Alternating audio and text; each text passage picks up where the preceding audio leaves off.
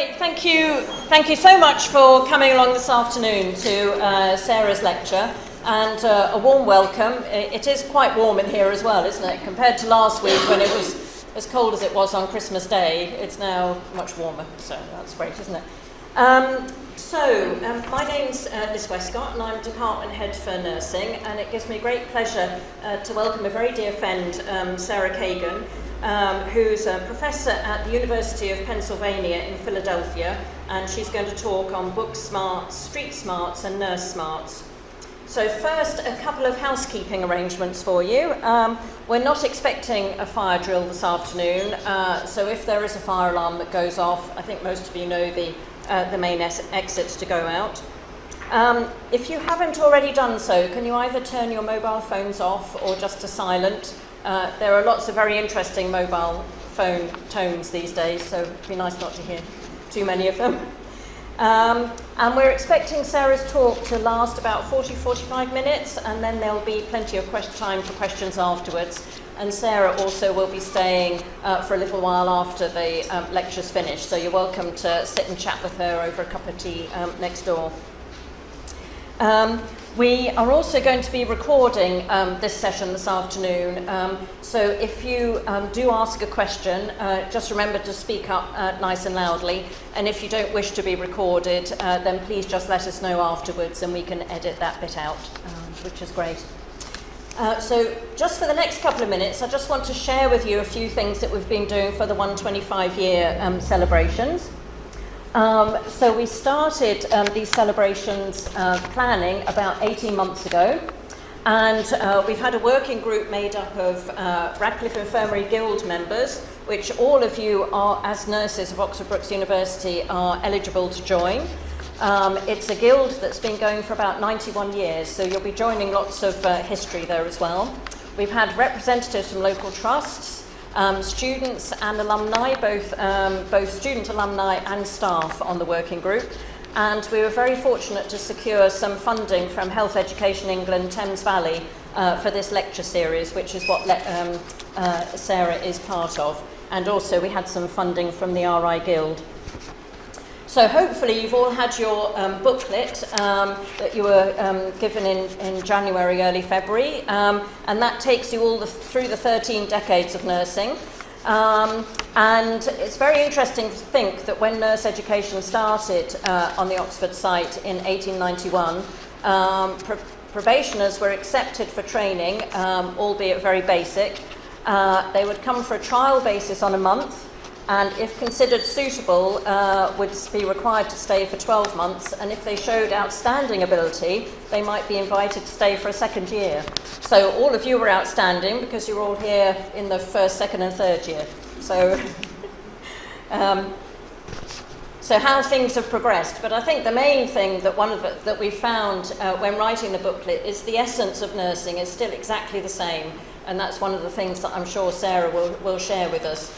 Whether it was nursing in 1891 or nursing today, the reason that we're all here as nurses is exactly the same. So we've had a lecture series, and we've had some over here with international speakers. Thank you to all of you in the room that took part in the fun run on the 23rd of April. We did that in Swindon as well as in Oxford. We've got a civic service on the 16th of October, which you're invited to attend in the cathedral in Oxford.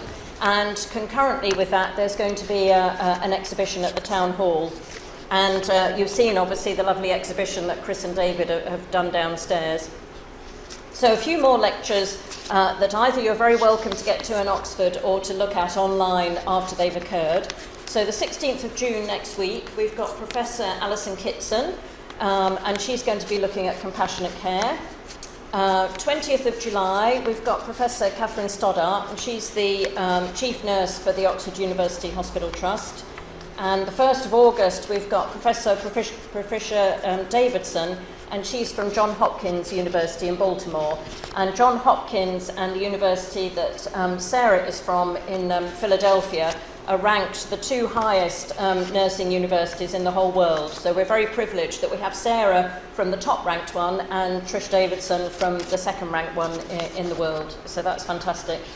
And then the 1st of September, we've got Professor Hester Klopper coming from South Africa. to do a lecture. So if you can't get to any of those, do look out for them online, because they'll certainly be worth watching. So I'd like to introduce you to Sarah now.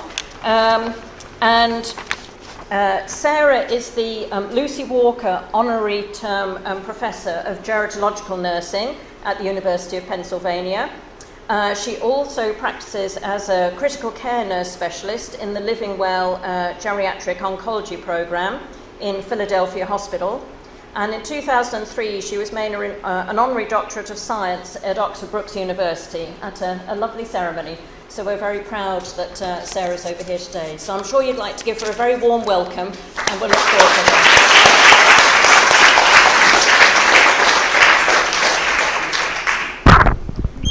How are you all? Good? I'm really pleased to be here, and I'm hopeful that we'll spend an enjoyable hour together, or a little bit less. And I do have to say that it's a privilege for me to be at Swindon. I visited here once before and was quite taken with the place, so thanks for having me back, especially to Swindon for having me here. And I'll say greetings from the University of Pennsylvania. Importantly, our university was founded by that gentleman, Benjamin Franklin. Dr. Franklin was someone who believed strongly in health. He founded the Pennsylvania Hospital, our nation's first hospital in colonial America. He and Thomas Bond, a physician, came together. They formed Pennsylvania Hospital, and interestingly, in Dr. Franklin's papers, this is somewhat apocryphal because I can't remember the exact quote, but he said, were it not for nurses, citizens would not be returned to the full duties and obligations of their citizenship. So Dr. Franklin saw education, witness our university, as important, but he also saw nurses as important, and that's pretty special, particularly because at the time that he was speaking, we were still part of England. So with that, I have to say, in addition to being grateful to be able to come to you from the University of Pennsylvania, I am particularly glad that Liz had invited me to participate in this celebration. And my partner in crime, Kathleen Greenway, and I do a great deal to ensure that there is a very strong connection between nursing on one side of the pond and on the other. And if you're interested at all in the exchange, do let us know, because we've been doing it now for 22 years. Well, not Kathleen exclusively, but I've been with it for 22 years. And we really think that it's perhaps one of the most important things that we could do to foster nursing around the world and quality nursing around the world. Juliet Bostwick, June Gervin, Hillary Churchley, who almost got me here, we had a breakdown on the way, have all been fabulous friends. And someone who taught very briefly at Brookes in Oxford at Hennington, G.J. Melendez-Torres, who's now at Warwick, was kind enough to supply me the title for this talk. And with that, I'll also say that I'm probably transmitting a whole lot of what I've learned from students and colleagues and patients to you today. It's not really mine, it's theirs. I am lucky enough to be the editor of the International Journal of Older People Nursing, and I'll just put a plug in. If you're ever thinking about publishing something related to care for older people, please do give us a look. I think you'd enjoy the opportunity, and we'd love to have you consider us. And toward that end, if you've not visited America recently and you're interested in care of older people, the World Congress of Gerontology and Geriatrics, at which we always have a strong nursing showing, will be in San Francisco in a little over a year's time in 2017. So if you're thinking about a visit to the US and you'd like to think about aging, do think about that. I used to live in San Francisco. I do think it's a very special place. And I don't have any disclosures for the most part, though I will say that you've probably figured out I'm a rather committed gerontological nurse. And I will also say that I probably have a zeal, not really a passion, a zeal for making the world a better place. And I think that nurses are the people to do that, especially because our world is aging. And as a truly hybrid American, two different parts of the world are represented in my heritage, but one of them is English, very English on my mother's side. And interestingly, both branches of my family have a lot of nurses. This is from my father's side of the family. My Aunt Zlata emigrated from Russia in the early part of the 20th century, and you can probably already see my graphic theme for the day. I am backgrounded by nurses, and I hope that we can all live through our history to think about what nursing does for us as a community of people inclined to improve things, inclined toward learning. And on the colonial side of my family, these are my grandparents. My grandfather was a physician, a surgeon who enrolled in or enlisted in World War I, excuse me. You can tell the jet lag's a little bit fuzzy for me. And he met my grandmother, who is here closest to me, who was a nurse. She received her university education, her Bachelor of Science degree in nursing in 1926, a full 60 years before I did.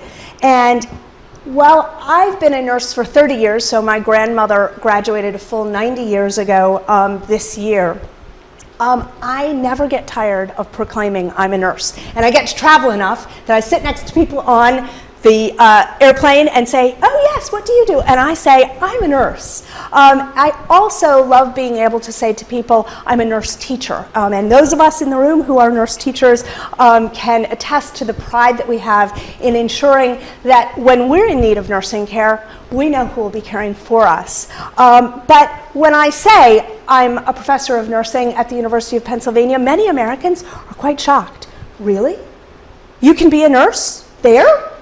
Yes, we have a long tradition of university education, and it's funny that university education for nurses still gets treated as a bit of an oddity, as something of a newfangled creation, particularly when we think about people like my grandmother who were nurses at a university level almost a century ago. And it's in fact that sort of puzzlement that brings me here to you today with some of my thoughts, because I'd like very much for us to imagine that we can look toward the past by looking into the future, and vice versa. We can look toward the future by glancing back over our shoulders at the past. And with that, I will try to give you interesting images and ideas together so that we can get some dialogue going. Oh, and by the way, I will say I am a nurse, and in America we have nurse midwives, so we don't call it nursing and midwifery. We say nursing, meaning nursing and midwifery.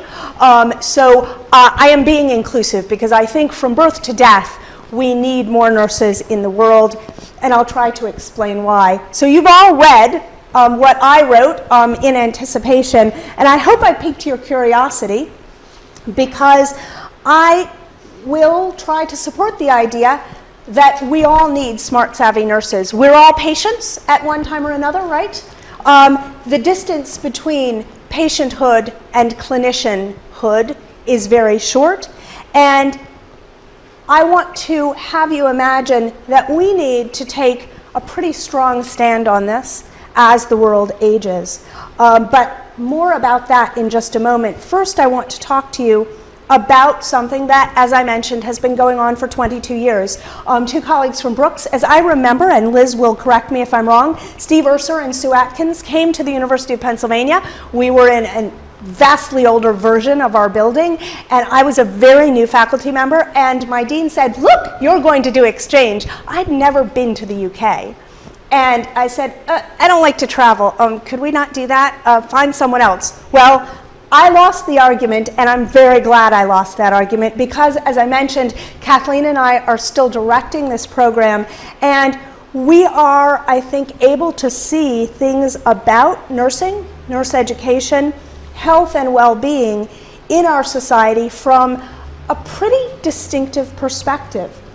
And that distinctive perspective is really about what I've learned in 2 decades of exchange. So we've got Oxford stuff on the top. I couldn't find Swindon to represent images, and American Hospital of the University of Pennsylvania stuff on the bottom. These images from our flagship hospitals, from the Radcliffe Infirmary and from the Hospital of the University of Pennsylvania, are images that I hope will help you see that while you can do things in diametrically opposite ways, and in many ways, English nursing education and American nursing education are vastly different, but you can do things in different ways and end up with some pretty interesting ideas about what is similar. So what I've learned in directing a collaborative student exchange across the Atlantic is that you can really contemplate what nursing is all about and do some comparisons around what is typically called book smarts. You know, when we say, oh, you've got book smarts in America, we say, well, you're good at the book learning. You might not have a lot of common sense, but you're really intelligent. And one of the things I remind nurses is nurses aren't typically thought of in society as being book smart, but how many students do I have in the room? How many of you are current students? Okay, quite a few of you. You know, you've got to be really book smart. You've got to be highly intelligent to be a nurse. There's a lot of knowledge involved. And with that, I'd like us first to contemplate what is it that is different and similar about what we do in nursing education.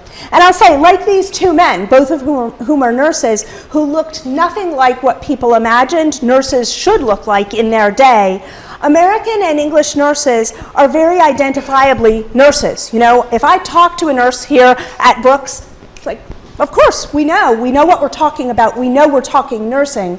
But at the same time, we get there by, as I mentioned, very different paths. Indeed, we really begin our journeys at roughly the same developmental point in our lives, but the learning looks quite a bit different. So what I've learned about English nurse education, and I should say most of my experience is centered here in Oxford Brookes, at Headington, at Swindon.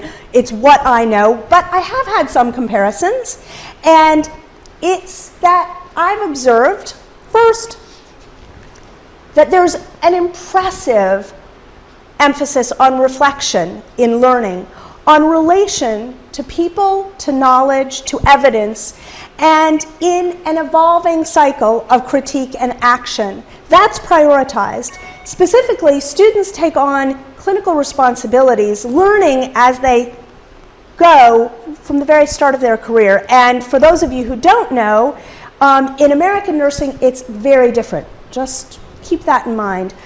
But here, I've really learned to treasure relational skill and connection to the person who is in the patient role. I think that, additionally, education that's so relational in nature results in a greater appreciation of nursing that's perhaps more widespread across the public.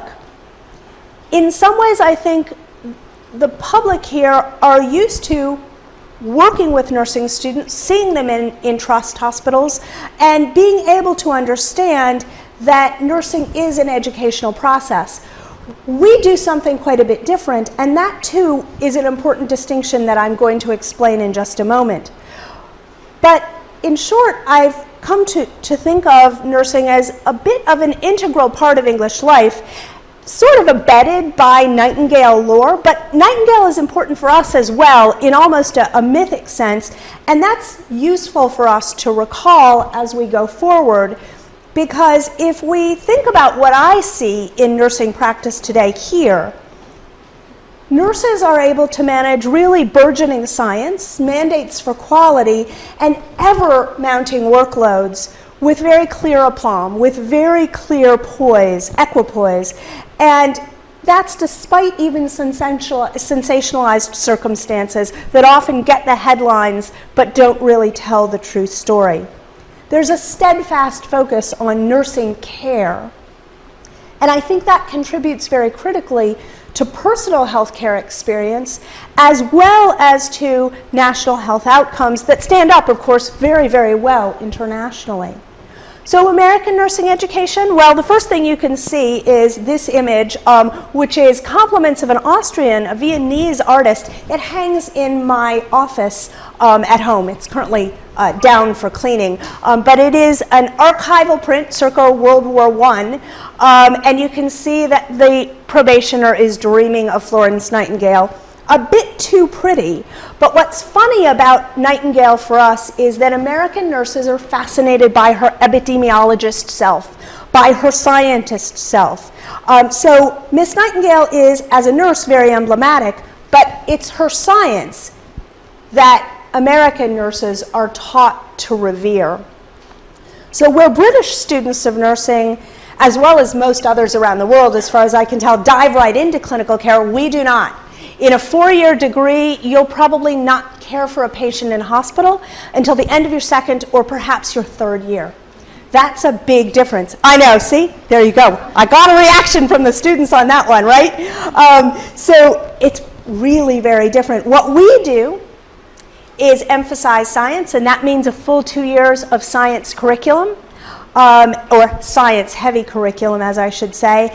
And then once you enter into clinical practice, what we do, and we have done since the 50s and 60s when we broke with what some call the apprenticeship model, we have you enter a supernumerary group doing only partial care, and those care duties increase until the point of graduation. But that is compressed into 4, perhaps 5 semesters of clinical practice alone. So the time spent in clinical care up to the point of graduation is dramatically different. And I think it's almost difficult to imagine until you've actually experienced it, as one person, at least in the audience, Katie has. When we think about this, then we imagine that the nurse will just get relational care and the nurse-patient relationship. We think that it will follow the science sort of obviously. We never really deliberately focus on it, except maybe in a single lecture on reflective practice in the first year, or maybe a little bit in what we call post-conference, when the supernumerary group comes together on the ward to discuss what's happened during the day. So we imagine then that a mentorship model, something that might look like reflection in our minds, but nothing like the reflection you're used to, will supplant the iterative cycle of reflection and action that you see and are so accustomed to here. In all honesty, I think we just tend to terrify students. We tend to make up clinical care as such a big and scary thing that people are truly terrified. We've gotten maybe a little bit kinder and gentler, and we emphasize or overemphasize technical skills as part of that terror. It's an odd strategy, I think, for an educational process that's so enamored of science to make caring for people such a big, scary, hairy deal. But we do terrify them, and when that terror culminates in the national licensure exam, people realize that the science really comes to the fore in the national licensure exam. Yeah, we don't have registration rolls. You have to pass an examination, which is not practical. It's all paper and pencil or computer-based. And with that, then, we say, now you can enter hospital care. Though, of course, importantly, numbers are shifting, and most of chronic continuing care takes place on an ambulatory basis for us. So our students are having to radically rethink that hospital-based education, as are our educators and, I hope, our curricular planners or our curriculum planners. So we have quite a different way of doing things. And with that, then, we have to think about the idea that realities like the site of practice, like the growth in ambulatory care, and recognition that inpatient hospital-based care is really quite dangerous. All you have to do is look at the new statistics on hospital-acquired infections around the world to recognize that there is a radically changing face of healthcare across the world, and certainly in high-income nations like ours. And we need to be not just cognizant, but proactive about it in nursing. And when I think about that face, and this is going to be no surprise, As a gerontological nurse, and this is what nursing home care looked like in the early 60s in the US, we've got only one word to describe it: old. We live in a radically aging world, a dramatically aging world, and I'm going to save that particular lecture, for some other day. Maybe you'll invite me back here, but it's important to recognize that for our purposes, we do need to know that demographics, both for our high-income nations, but especially for low and middle-income nations, which are aging much more rapidly than ours did in the past decades, will demand that we are competent in everything from understanding epigenetic diseases and conditions like frailty, through acquired limitations in function, and escalating needs for care, and how nurses must, in fact, respond. And that is the rub for us all. The balance of care must be shifted. In aging societies, care is much less about biomedical intervention and much more about maximizing function and promoting health and well-being. That's what we do. More nursing, less medicine. And it's not that I am dismissing my colleagues in biomedicine. I am not dismissing our physician colleagues. Far from it. But if we're truthful, if I'm truthful with you about the balance of care and workforce needs, we must understand that aging is at the top of our list of critical concerns. Because, in part, modern biomedical care is incredibly complex and ever more technically challenging. It's hardly the time to privilege one profession over another, but we, I think, both here in the UK and in America, have not done enough to ensure that workforce development in nursing matches that we see, particularly in medicine, but also in physiotherapy, occupational therapy, and other disciplines. We have to recognize that. Can anyone guess what procedure is being done here? Got an idea? What's that? Yeah, it's a tracheostomy, exactly. Yeah, so a tracheostomy. Just look at the team. Well, in a way, that team, more than a century ago, really is represented today. Just think about immunotherapy or genomic therapies. Just think about some of the very complex surgical treatments that we can offer. We see teams even larger today, even more complex, some of them not even present physically, but available online or in virtual terms. So we've got to dispense with hackneyed arguments that are tied to the past and really get on with today's realities. We've got to really use our street smarts, because of course isn't that in a way what everyone in the public think nurses are known for? The idea that realities bring out our street smarts. If you have a problem that needs to be solved, who do you call? You call a nurse. And that was true historically. Just think about, for example, since I flew over here on United Airlines and they kind of misplaced my luggage, I'll bring them up because they're on my mind. They are delivering it, I hope, today.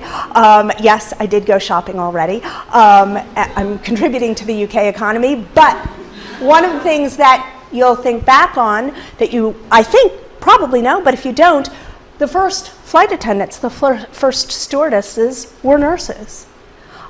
Nurses have come to the aid in so many situations, whether it's a world war, a new form of transportation, or frankly, just helping someone on the street. So it's that savvy, that proverbial ability to avoid having the wool pulled over our eyes that becomes pretty important, because greater need for nurses and nursing care and the bounding complexity in biomedicine demand larger, better trained multidisciplinary teams, certainly. And that's an easy thing to discuss. I could give you all sorts of metrics, lots of statistics, even though I'm a qualitative researcher. And we'd have a nice little chat, but no one would be surprised, no one would be interested, I think, because, yes, of course, we all need better, greater workforces. But here's what struggles we contend with every day are really about. This is the emotion-laden conversation about qualifications that I think are peculiar to nurses. And frankly, it remains shocking to me that anyone would have a conversation about the qualifications of nurses necessary for care today, for today's healthcare, because we've got to recognize, I mean, what don't we get, right, about the centrality of nursing care, about nurses to today's health concerns? Work that is so agonizingly complicated, emotionally draining, and sometimes very spiritually uplifting. But still, we only speak in terms of sensational and sometimes lurid details.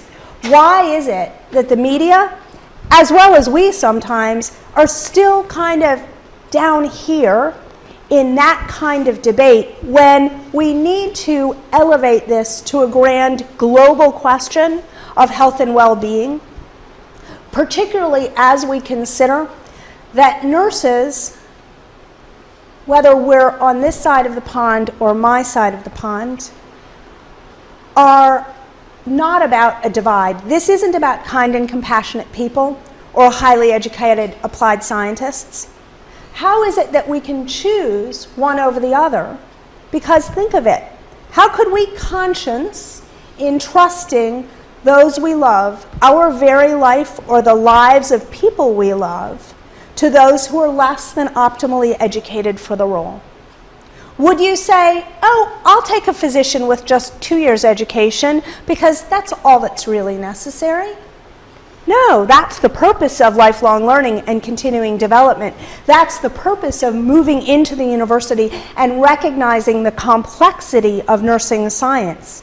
Clearly, dissonance arises for us when we contend that nurses need only this skill or quality or that skill or quality, when we're neglecting to recognize that we ask us, because we're all patients as well, to care for everyone in moments, in predicaments that we even often hide from our loved ones. Think about how often, for those of you who've been in practice as long as I have, or maybe a little bit less time, of how often someone says, I don't want my family to see me like this. How is it then that we would say, oh, you only need to be half a nurse?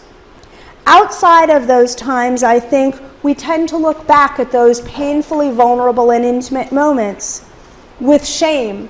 And sometimes even I think we see the public, though not we as nurses ourselves, even scornfully demean the work that saves us physically, emotionally, and spiritually. Because of course, birth to death, all of us will develop and live our lives. There are inexorable inevitabilities that will come no matter what. It is nursing care that will ease those moments in a way that none of our other disciplinary colleagues can do in the way that we can do. And so I'd put to you that I reject the notion of compassion as being critical to nursing. I think it's rather trivial to talk about teaching compassion. Like most embodied qualities, a lot like reflection, compassion is cultivated, and it can be so regardless of whether you are a nurse or not. There are many compassionate people in the world. I'd like to think there are more compassionate people than not in the world. But the compassion of nursing practice is not simply the human connection, that which we all have to build upon, to learn, to cultivate within ourselves as human beings. It's not that. Nursing is a sort of compassion, an intricate blend, if you will, of knowledge and empathy honed in the effortful professional reflection on moments of care, from assessment through evaluation and back again. It is compassion that we sometimes see expressed as stern coaching, as we provide a not so gentle impetus for someone who needs it in recovery. It is compassion that is specifically nursing, that avoids tears in tragedy, knowing that the burden of sharing our emotion will only add to the trauma of those who are in our care and trust us to do the very best for them.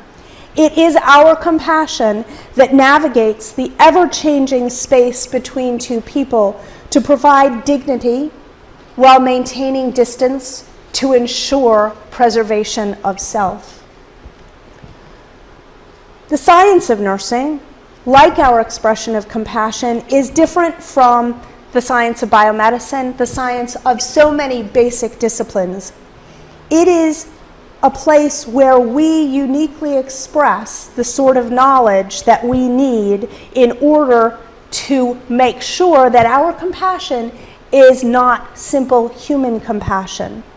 Where most healthcare professionals are relying on evidence from science to tell them what to do and when, and this is particularly true in biomedicine, nurses, as applied scientists in a relational frame, often require science that tells us how to be as often as what to do. Our power lies for healing, our power to heal exists in relationships first. And as a consequence, our science must as often be qualitative as it is quantitative.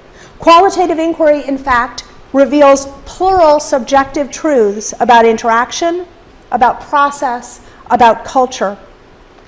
All human relationships enacted in time and space with specific purposes. Our predilection for qualitative behavioral and social science, then, is not a surprise if you bother to explicitly connect science to the nature of our practice.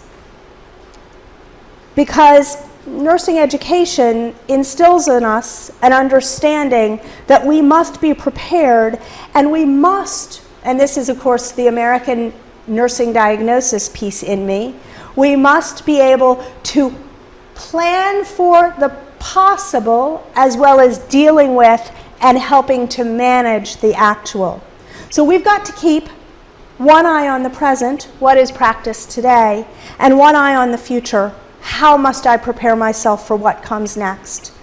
Overarching the specifics of our practice, of course, is the relational nature of nursing care and the elemental nature of nursing trust that are central to understanding what our present is and how our future can be shaped. And this is no surprise, right? Because nurses are trusted by the public.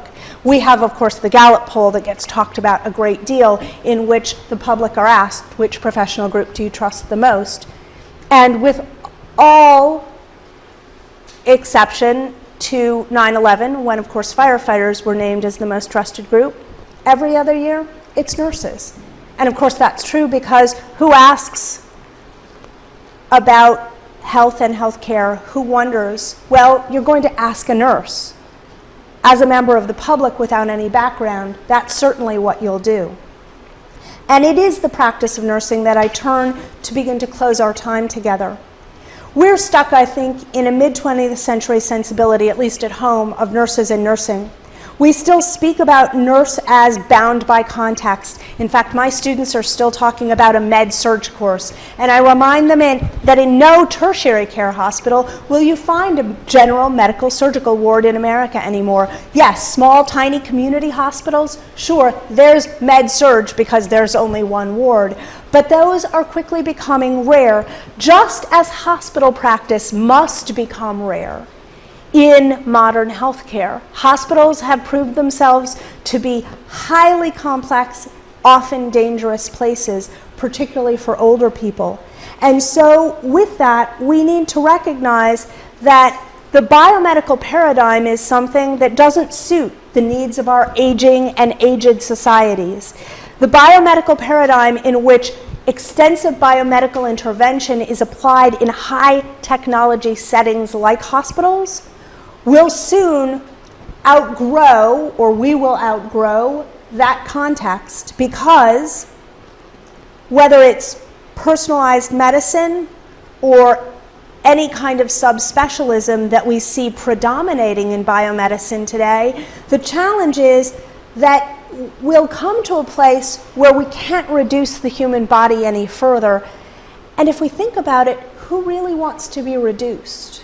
Who wants to be seen as a part or a piece of a whole rather than the whole integral person we are?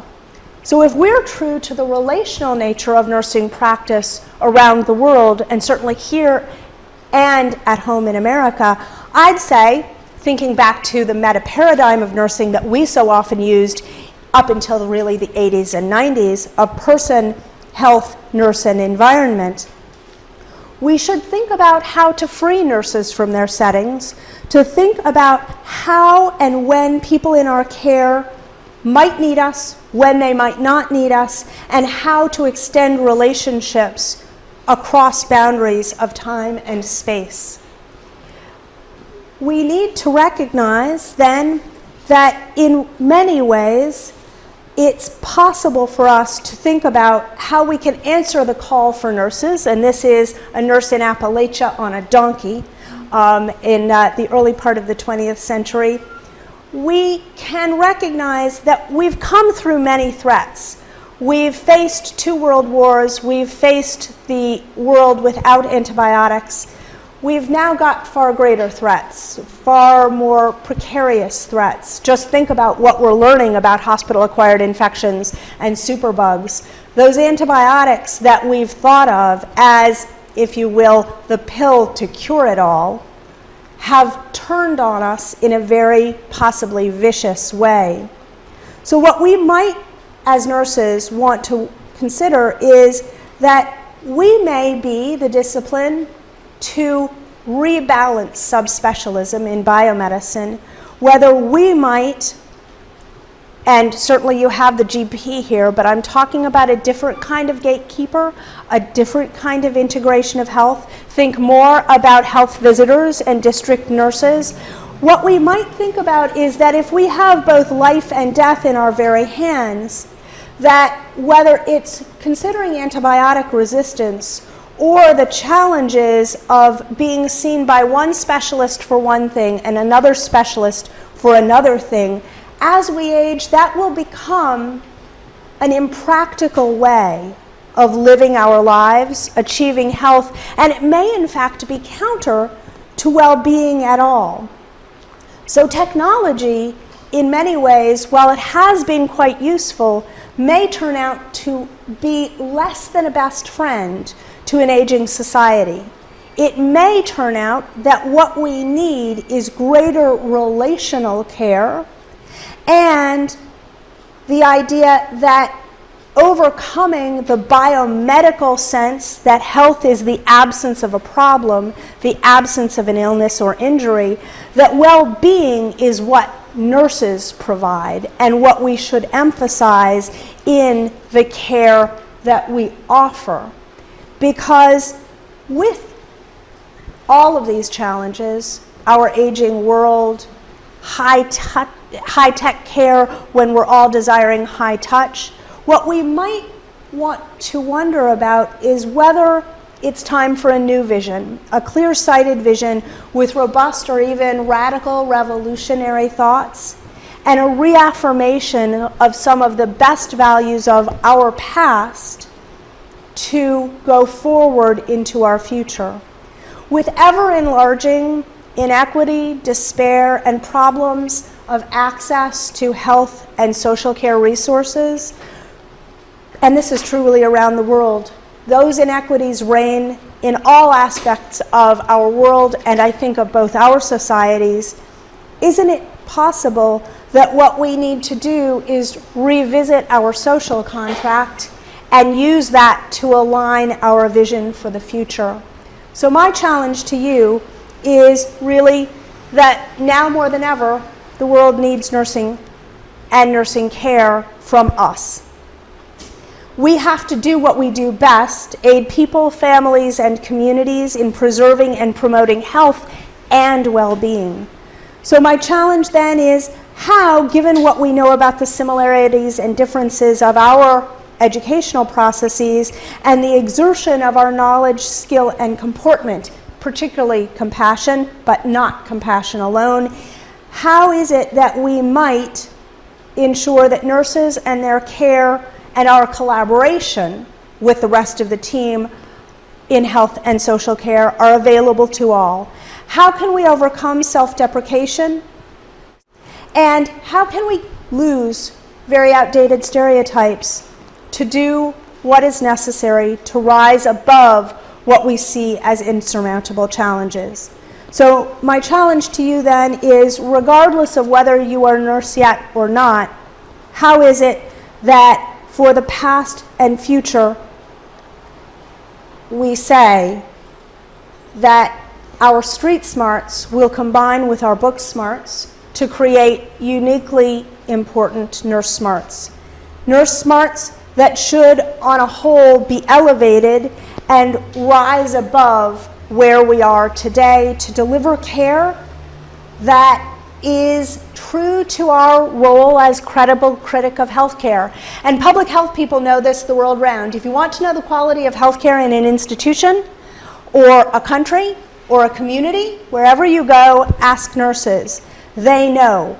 Nurses know because they use the maxim, what I do for my own, in careful admixture with truly personalized, and I use this in the humanistic sense of the word, humanistic care to create what would be good enough for our nearest and dearest without losing the quality of the person for whom we're providing care not being our nearest and dearest. So it's that blend embodied in the approachable, kind, but authoritative professional we all seek in our vulnerability, right? When we're sick, we ask nurses as well. We then can become the trusted guide, teacher, and coach sought for relational care as well as knowledge imparted by our professional sensibility. It is the embodied knowledge that is essential to all. It is really about understanding health as something that occurs and changes and shifts across the lifespan with milestones, normal development from birth to death. It's about addressing need. Our understanding of health enables us, along with our own insight into the experience of the patient or client, to meet manifold needs of which a person might be aware, but might be wholly unaware as well. Think about the person who says, really?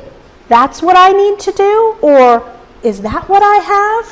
When we finally explain it in understandable fashion. This is what we're able to do because of our perspective to manage, mitigate, and resolve. So we need then to think about responding without limitation. And this happens to be taken up in Scotland, again, about a century ago. As technologies, lifestyles, and mobility make almost everything possible in daily life, or so it seems, we should think about the idea that we can become similarly limitless. Nursing, I think, is about 5% what we do with our hands and about 95% what happens up here in our cognitive, emotional, and even our aesthetic centers. So with that, we can take it with us. We can go where and when we are needed. And particularly, we can contribute critical analysis. Remember, if we understand health and well-being so very well, then one of the things that we need to do is to be involved in the daily administration, development, and evaluation of healthcare more broadly. We must win the day with whatever skills are necessary. And it's important to recognize then that our book smarts and street smarts combine to make no technical skill beyond a nurse's grasp.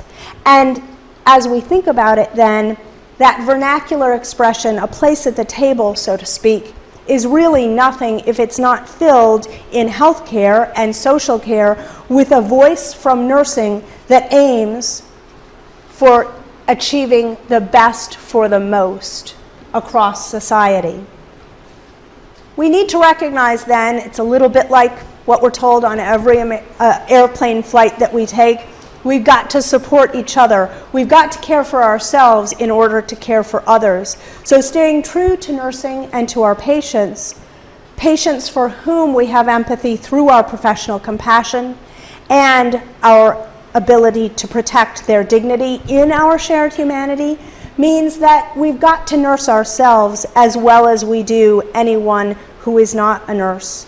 The reasons that we can often slip and fall are the reasons to provide that sense of care, and most importantly, among that sense of care for ourselves must be the idea that we can only do so as we continue to learn. as we lose old-fashioned habits with wise study and lifelong, career-long learning. It's really about a way to age well as individuals and as a way to understand what it is that we can do to say that science can be applied in nursing as well. Tomorrow when I speak at Oxford University Hospital's Nursing Grand Rounds, I'll talk about epigenetic frailty and how nursing assessment of it is uniquely nursing. It's not medicine. We must grasp all of current science and think, how is this nursing? Not, is this medicine or is this nursing? And so as I close, I'll say that I hope you've become more convinced than you already were, because I'm thinking you were probably convinced that smart and savvy nurses are the only way forward. We have to find our balancing points, both as individual nurses, but also as a nursing community at Oxford Brookes, across the south of England, and across the Atlantic, to recognize that book smarts, street smarts, and, of course, nurse smarts are about really creating a better society, a stronger family, a healthier community, and while it's a grand claim, I think it is the only way to recognize that the challenges we face today can be solved, but they can only be solved by us. So I've gone a bit over my planned 40 minutes, but I'll stop here and say, nurse to nurse, what questions do you have? Thanks so much for your attention, but I'm hoping we'll start a dialogue rather than closing it here. So thanks.